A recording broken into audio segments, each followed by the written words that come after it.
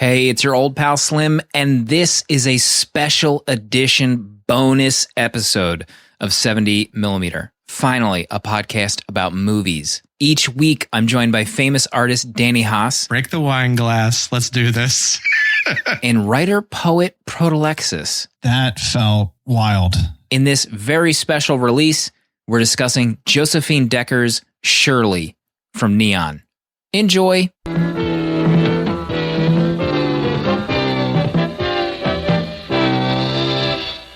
Elizabeth Moss, Shirley, it's out now. And if you wanted to watch it, our dear friends at Letterboxd teamed up with Neon, also friends of the show, let's be honest, to host virtual screenings since everyone's stuck at home. So all profits will be donated to Firelight Media, which is a nonprofit supporting nonfiction cinema by and about communities of color. So there's a link in our episode notes and the podcast chapter. So if you want to rent it for $5.99 US only, all the profits will go to a good cause. So be sure to do that if you want to check this movie out. I decided this was one of my picks for us to do a bonus episode. I saw it on Neon's Instagram and I didn't know what the hell was going on. I was like, Neon horror? Maybe with Elizabeth Moss? And then that's all it took for me to get interested. But, Proto, what's this movie about? This movie is about Shirley Jackson. It's based in the 30s, 40s, 50s? A couple come to stay with the Jacksons. So it's Shirley Jackson. She is a writer who's known at a national level. And her husband, Stanley, is a professor. They live in Vermont. And then a couple named Rose and Fred come to stay while Fred is, I think he starts out as like an assistant to Stanley. And then eventually throughout the story, starts teaching at the university as well. And during this time, we see the relationship really between all four characters develop, but primarily between Rose and Shirley, as Fred goes to work at the university and Rose stays at the house, caring for Shirley, who is attempting to work on a novel while also being very difficult to live with. She deals with bouts of, I guess, depression and just, she's a recluse for the most part. So we watch their relationship develop, what goes on. And we kind of see Rose's plans for her life dissipate as Fred goes on an upward trajectory and all of his plans are fulfilled. And we see Shirley work on this novel.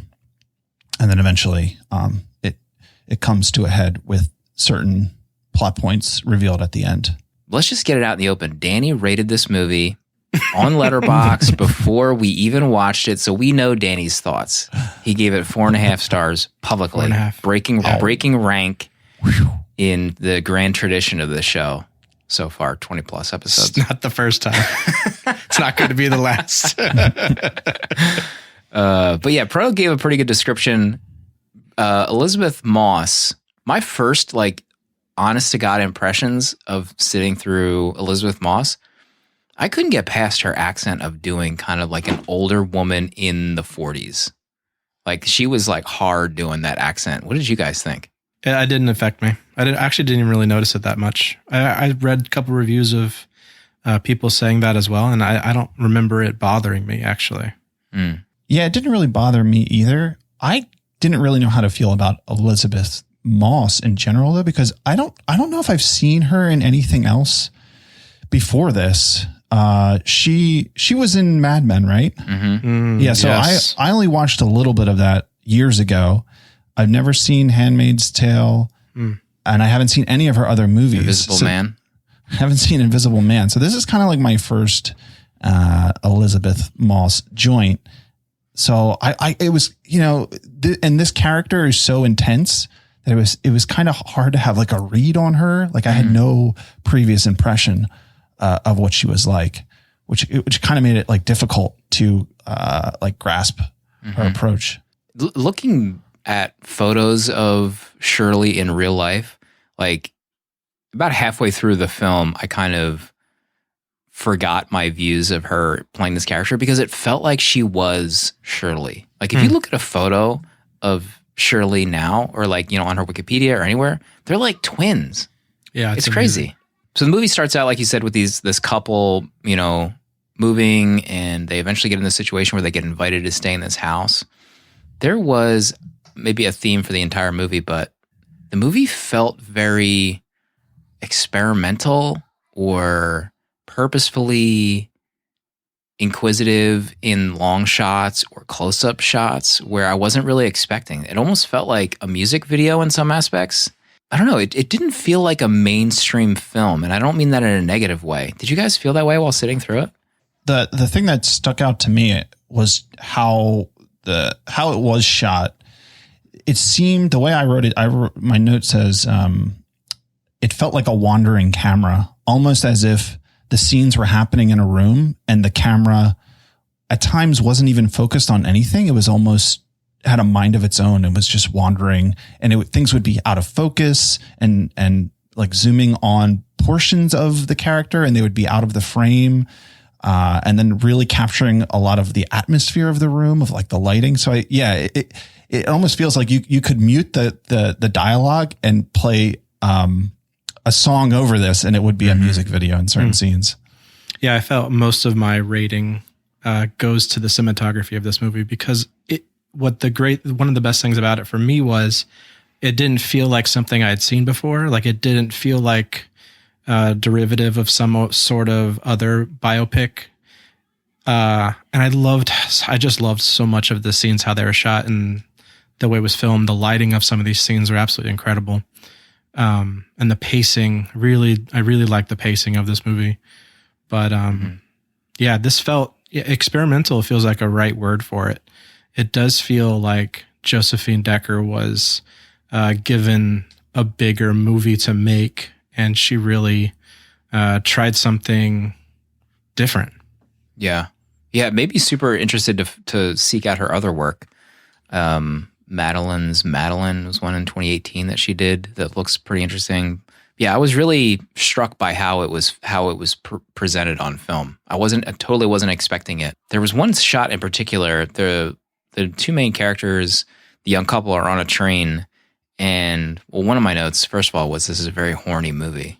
That was like, I wrote that a few times. But they go into kind of like a bathroom or like a closet on this train, and they go at it. They make whoopee. But after the shot, she is one of those really cool, thoughtful shots where she's looking at herself in the mirror.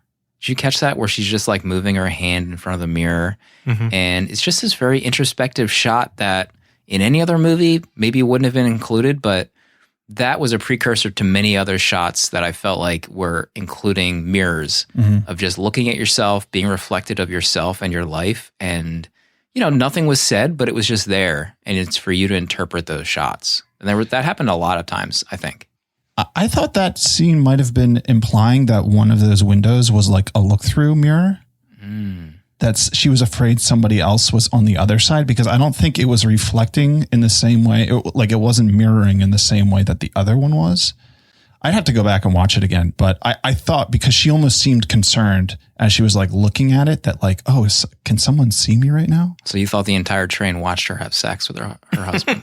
Yes. That's my theory. I thought she was playing with, because it was a mirror in front of a mirror. And I thought it was she was playing with that. I didn't even catch that. Like the prisming effect that has. Nobody knows what happens when you put two mirrors in front of each other. That's a scientific fact. It's like crossing streams in Ghostbusters. Yeah. Yeah, the mirror play in this movie was great. It's noticeable. It happens a handful of times. And it goes well with just the themes that are present in it, of like identity and self-worth and like who you think you are in the world. Yeah. You mentioned how Shirley looks so much like, or Elizabeth Moss looks like the real life Shirley Jackson. One of my notes says that, to me, Rose throughout this movie, I thought she looked like 4 different characters, where there's a lot of scenes where I was like, wait, that's Rose? Is that her?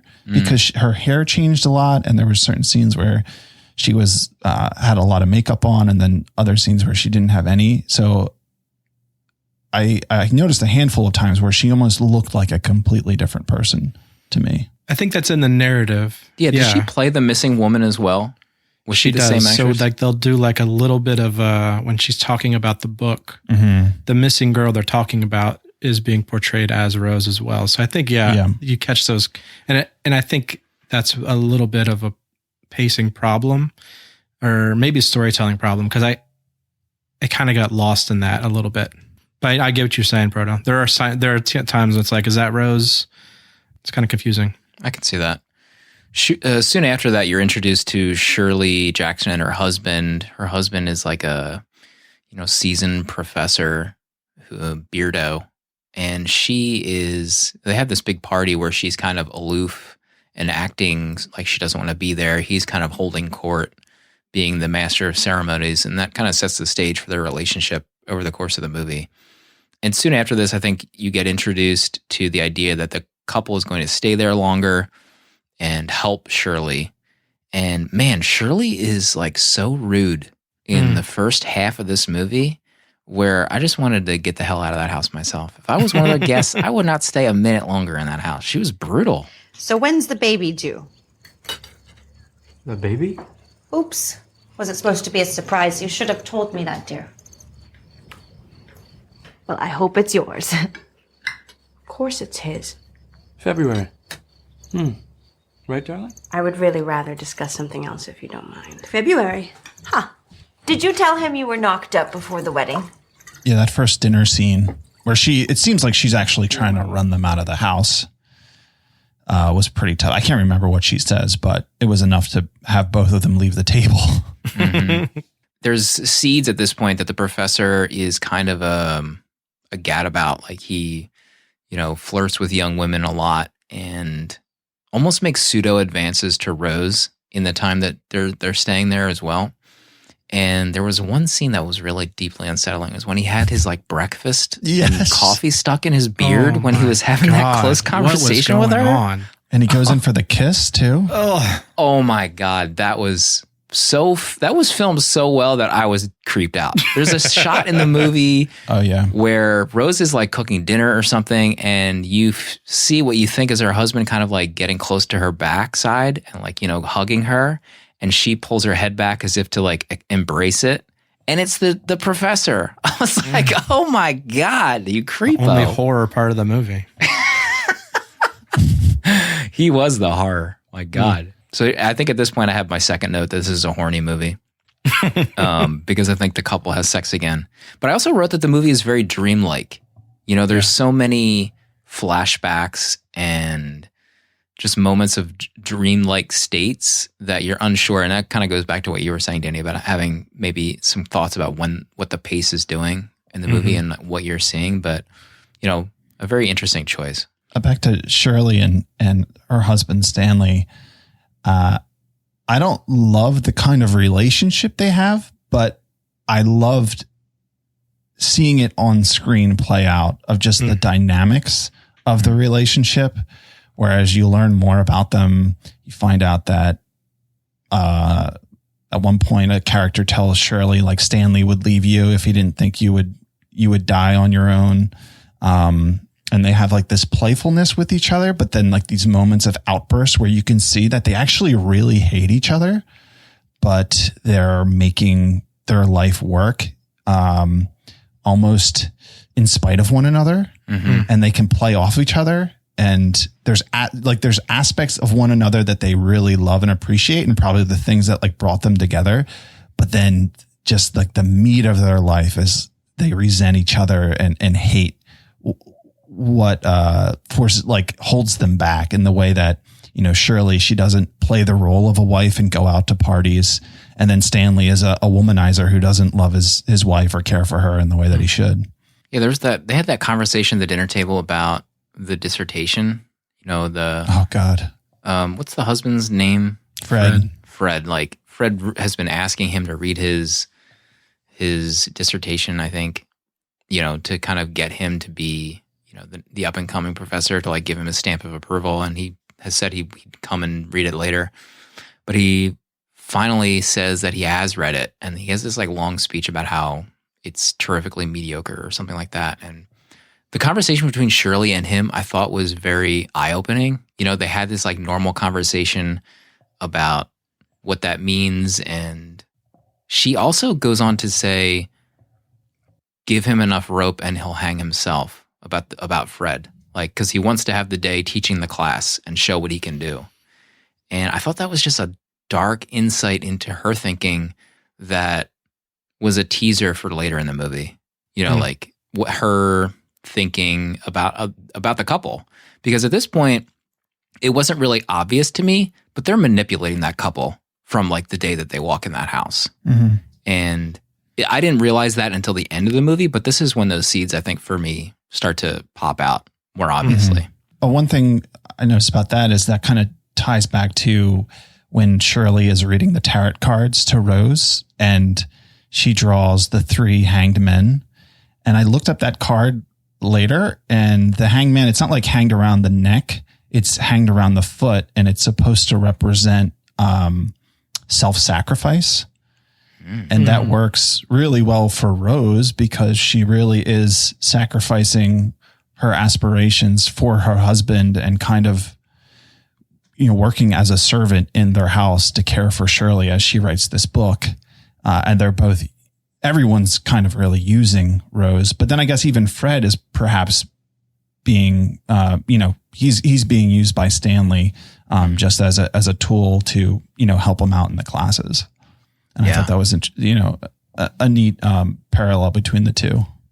I envision you like going to your local library and having to look up a 100-year-old tarot card, Britannica, and like paging through and licking your finger and like opening the page.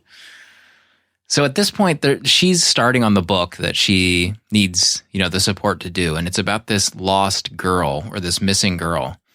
And while this is going on, I think she's laying on a bed next to Shirley. And she talks about the pregnancy, and Shirley wishes for it to be a girl. And let me see if I wrote that line down. Oh yeah, the world is too cruel to girls. But the way Rose like undoes her blouse so that Shirley can hold her hand and feel the baby, I was like, man, this movie is taking a very different turn than I was expecting. Mm-hmm. And then shortly after, the swinging chair scene on the porch of the house. Rose comes home from going food shopping or whatever, and Shirley is there.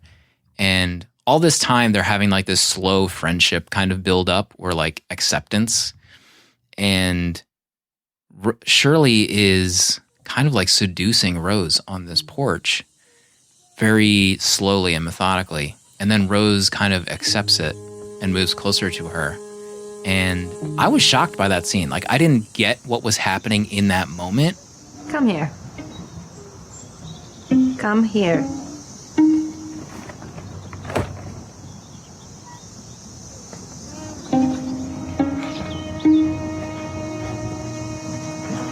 You are hiding something. I'm not.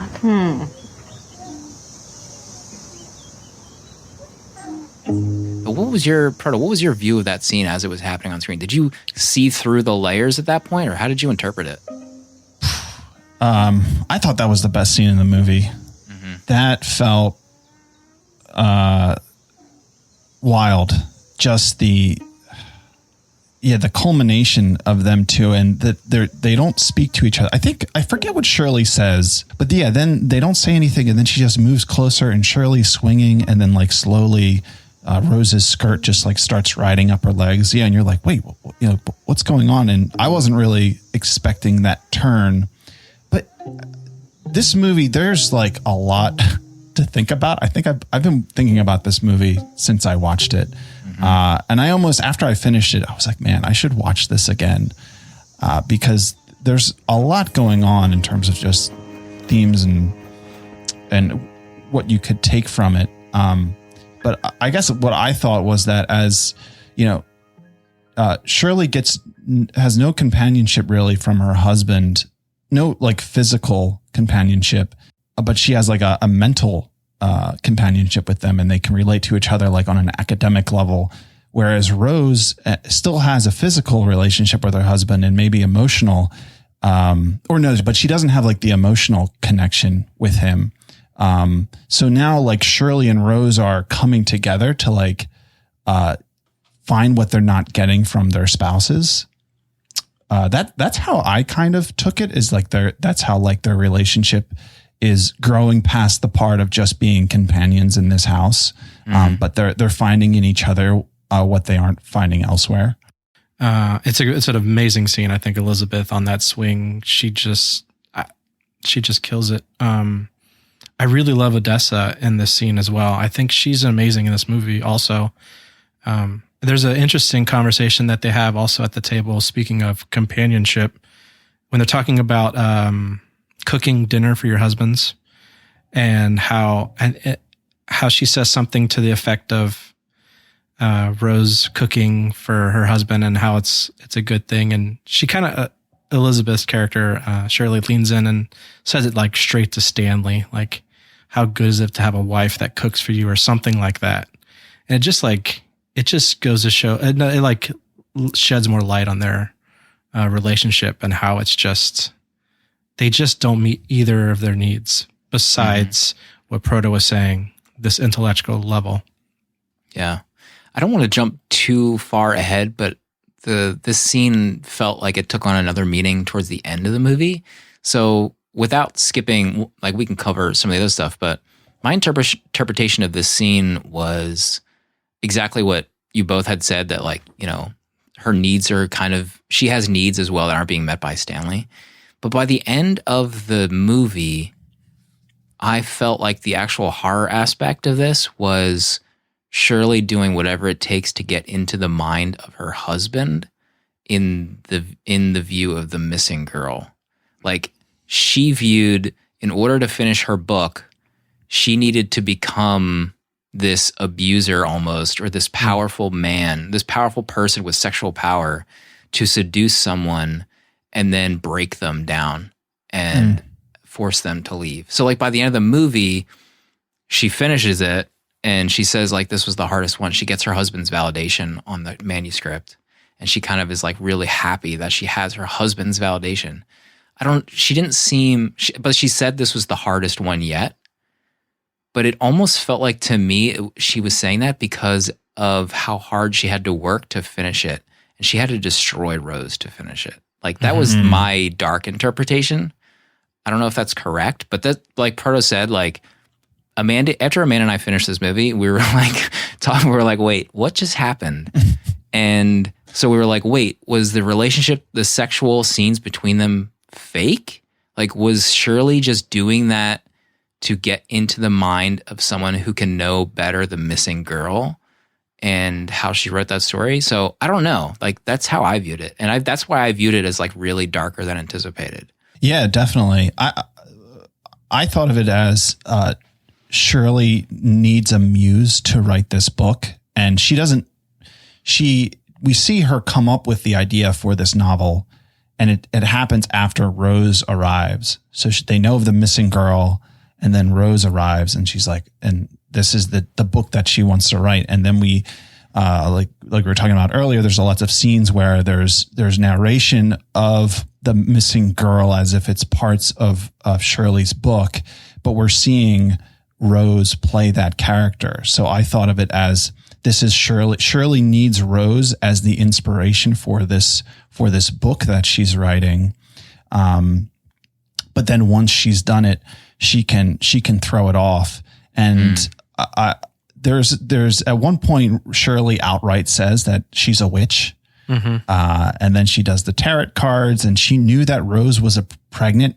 Like the very first scene where she sees her, she's just like, you're pregnant. And like somehow she knew. But then I thought of it as that she's not a witch in a traditional sense. She's almost like a witch on like another sense of being able to use somebody to like almost suck like a story out of them. And that's like what we're seeing happen. And then at the end, she kind of just can dispose of them and laugh about it. And one of my notes was like, do Stanley and Shirley do this with all the people that stay at their house? Yeah. Yeah, I felt like a part of that. I feel like she took Rose, and she turned her into, to me, she turned her into the missing girl by forcing her down these paths. And not only was she the muse, but she also became the subject. And I really liked that part of the story. Yeah, and at the end, they have like a falling out because I think Rose finds a library book that has the name of the missing girl in it, and she kind of presumes that based on the book itself, that means she was probably in Stanley's class. And then Shirley reveals to her about this foundation that Stanley and Fred usually stay late at is made up, and that it's for them to like be out and about with other women. And she knew this and didn't tell Rose, so Rose was pissed that she kept that from her. Mm-hmm. And they have this big falling out. There's a scene where Rose runs to this cliffside, potentially. You're not really sure if that's real or not, but she's thinking about jumping, and Shirley is holding the baby. And then Rose and Fred leave. There's a shot of them leaving the house finally. Rose is breaking down. How amazing was that scene of Rose in the backseat of that car having almost a mental breakdown? She becomes Shirley in that scene almost. Yeah. I felt like now she's in the same position that Shirley has been in for the last how many years in that marriage. Very dark. Back to that book. That book bugged me actually because she doesn't find it with the name in it. She adds the missing girl's name to it and fakes that she was in the husband's class. So I was confused on that story. So I wasn't sure on what Rose's angle was because I don't feel like it played out. I must have missed part of the story where it kind of turned on that. But she fakes the name in the book and then gives it to Shirley to tell her that the missing girl was in his class, as if he would have played a role in the missing girl somehow. Yeah, my take on that was that Rose was trying to create a divide between Shirley and Stanley. And she thought like, ooh, if I can get Shirley to think that maybe Stanley is the one who killed this girl, that she'll, I don't know, separate or, be more entwined with Rose. But yeah, then Shirley just totally brushes it off. So Shirley just saw through it. Yeah. Oh, okay. Yeah, that makes sense then. So yeah, I skipped towards the end of the movie, but I don't know if there's probably plenty of other scenes we can dig on, but overall, Amanda and I were talking about this movie for a long time afterward. I don't remember the last time we did that, where we were still kind of I hate the phrase unpacking because it's overused, but we were definitely unpacking so many scenes of the movie and still trying to interpret it in different ways. I thought it was great. I thought this is totally an unexpected experience when I went into this movie. But yeah, if there are any other scenes too that we missed. I actually loved the mushroom eating scene a lot. I think it just told a lot about Shirley. And I liked how it came out like they became closer in that scene as well. I think you're right, Matt. I think when Casey and I finished this, we both loved it, and we haven't really talked a lot about it, but we keep saying, man, it was good. We dug it. I think Elizabeth Moss is unreal in this movie. She was really mesmerizing in this role. I think the shortness of this film kind of lends itself to making it more of because it's not a horror movie at all, which bugged me because the trailer makes it feel like it's going to be this real suspense, psychological like thriller. And it really is to a degree, but it's not so much of a scariness. It's really in the performances, and Elizabeth and Odessa are absolutely incredible in this movie together. And I forget the guy's name that plays Stanley. And yeah, I know I said it was a 4.5-star movie, but it really was for me. I mean, it just falls. I think it could possibly be a very perfect movie if I go back and maybe give it more, I don't know, a better look at it, because I feel like I may have missed a lot in the first viewing. But overall, the cinematography, the music, I love the score in this movie a lot, and the acting. Yeah, it's just short of a perfect movie for me. I was actually just in the Letterboxd and I'm looking at the cast. It says Robert Wool is in this. No. Who did he you play? just talk about it? Yeah, in Batman. He plays Randy Fisher, apparently, in the casting list, but I don't remember, unless he was in one of the parties in the background or something. Oh, speaking of party, the scene where she pours the wine on the sofa Oh my and God. she grabs the wife by the face. I was like, oh yeah, slit her throat. I was like, get her. You bore him to death in a week. I would comfort him. He is an expert at finding a willing pair of legs to open wide. You die without him, he says. That's the only reason he stays. Break the wine glass. Let's do this. How about when she grabs that woman's pulse and then dresses her down? Yeah, the same scene. All right, so I think I'm also at a 4-star for this movie. To be honest, the first half I was maybe like, this is fine. But then I felt like everything changed gears towards the latter stages, and it made me rethink a lot of the earlier scenes in the film. So I think I'm at a solid 4 stars. One other scene that I liked was the scene towards the end where she's out planting something, some flower, and then she just starts running her hands through this really wet dirt. It almost looks like mud, and then she puts her face down in it and both sides of her face. I feel like that's a good representation of this movie, where there's a lot of scenes where there's no clear conclusions that you can draw from it, but it gives you a lot to think about.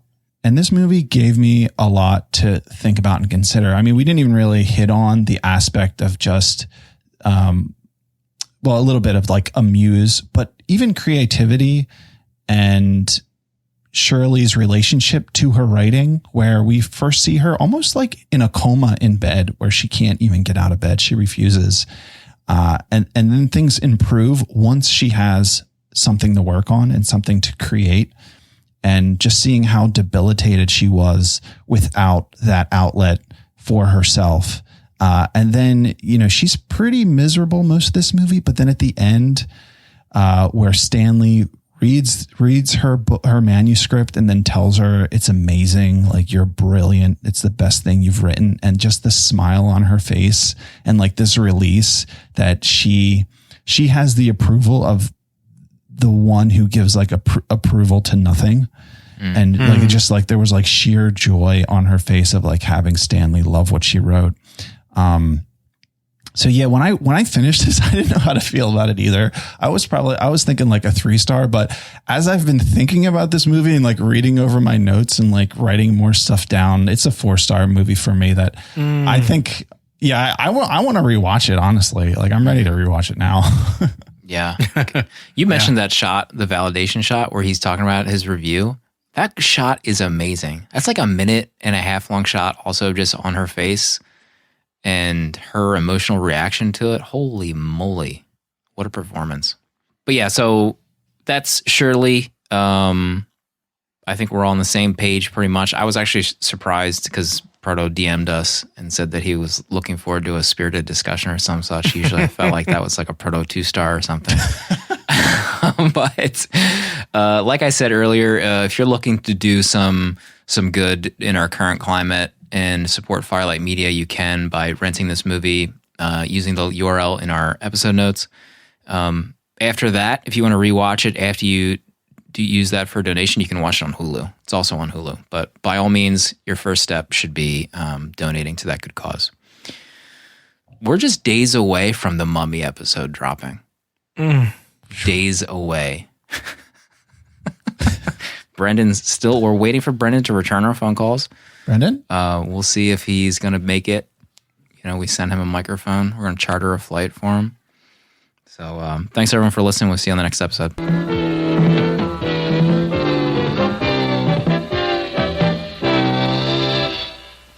'78mm is a VHS Village production and produced by Dale_A. Sponsored by Half Double Design. Original artwork provided by Danny Haas. Spiritual guidance provided by Proto. This episode was mixed and edited by me, Slim. Special thanks to the good people at Letterboxd, and for a chance to win a pro Letterboxd account, share the show and tag us on social media at 70mmPod. Goodbye.